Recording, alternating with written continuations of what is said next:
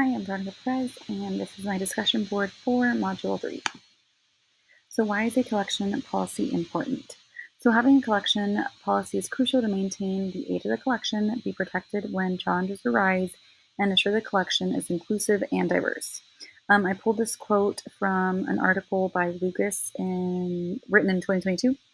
As we curate our collections, are we including stories about as many different ways of life as we can? Are we ensuring that everyone in our community is represented? Are we sharing stories about people who live outside of our immediate communities? I feel like the collection policy would answer yes to all those questions just because it promotes diversity. So the policy lays a foundation for a successful library and allows librarians to feel confident in the books they're placing on the shelves for patrons. So the most essential reasons to have a collection policy is number one, it assures that there's clear guidelines on selecting materials for teachers and students on campus. So having a collection policy will establish a diverse and balanced collection that supports the librarian's mission. So without a policy, self-censorship, bias, and inconsistencies can occur in the material selection. Number two, it helps protect against censorship and challenges that arise. A collection policy will detail the selection process by providing rationale for the book selected in the collection. And number three, guiding with the removal of outdated, underused, and damaged books. So with weeding, this makes sure the library collection remains current and improves the age of the collection. An article that I pulled for self-censorship was focusing on graphic novels, and it was written in 2020 by Moeller and Becknell.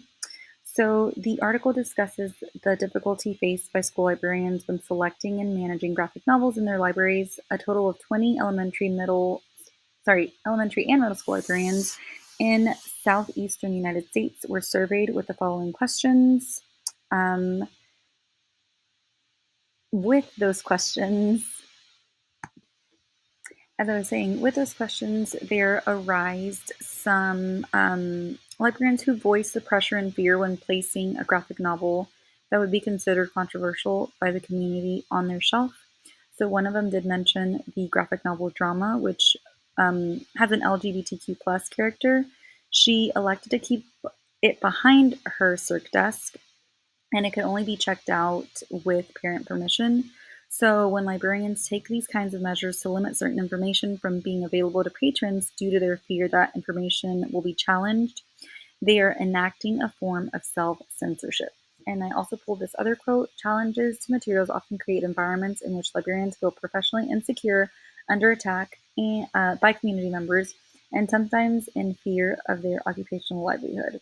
So the fear sometimes makes us self-censor just because we don't want to be a negative light in the community. So sometimes it's just easier to do that, but we can't. And that's why the collection development policy is crucial, because you'll feel backed and protected. So my reflection with the previous article, I see how imperative it is to be aware of certain biases and the possibility of self-censoring in the library. Librarians are a resource for all, not just students who aligned with their values and beliefs. So that is the beauty of the library. It has the power to make everyone feel seen, accepted, and welcome. If the librarian is practicing self-censorship, they're being unfair to their patrons, knowingly or unknowingly.